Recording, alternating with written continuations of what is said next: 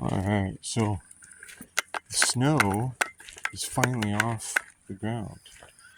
And although it still feels cold like snow, at least now I've got mud squished up between my toes instead of snow.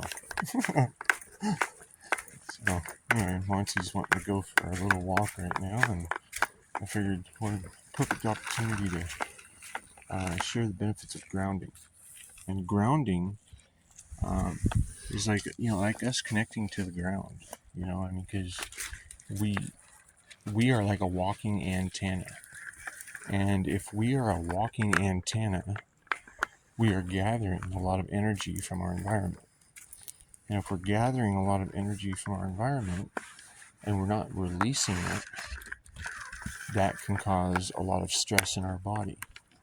And if we have stress in our body, it can cause stress in our mind, right? Because we either have pain or like inflammation, just, the irritants, things that piss you off, right?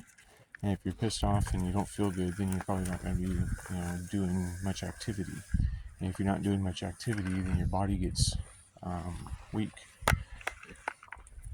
And some of the things too, so it's only been since like the 70s that we've been wearing insulated shoes, like with rubber soles.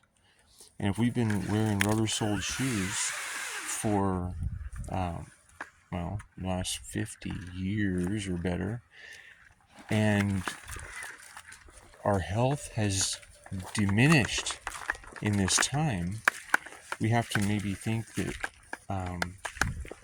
certain things that we've done differently have created results that we aren't finding favorable, right? So if we start looking at how the most natural people in the world live, they're walking barefoot, they're connected to the ground. And there's been a lot of people who have healed their diseases through grounding. And so if stress is an accumulation of energy, and like stress in the mind is an accumulation of like emotions, which is energy motion, right? Motion.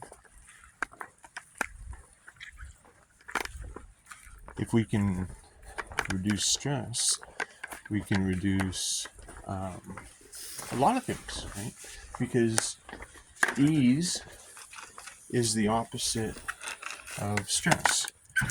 And so if that means that if we're in dis-ease, that means that we're stressed out,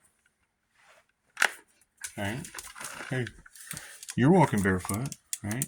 Dogs are walking barefoot. And if a dog's not eating a natural diet, something that they would normally do in the wild, they're not getting cancer. Anyway, yeah, it's something to think about, because my life has gotten a lot better since I took the courage to take my shoes and socks off. And it took a while to get acclimated to walking on anything other than a smooth floor, because we're so insulated from our environment, right? And I haven't gotten sick or anything like that. And this is what I used to train myself.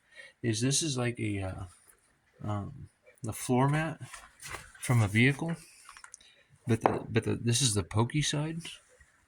And so I would like do like 100 steps on this, but I'd run, and holy wow, talk about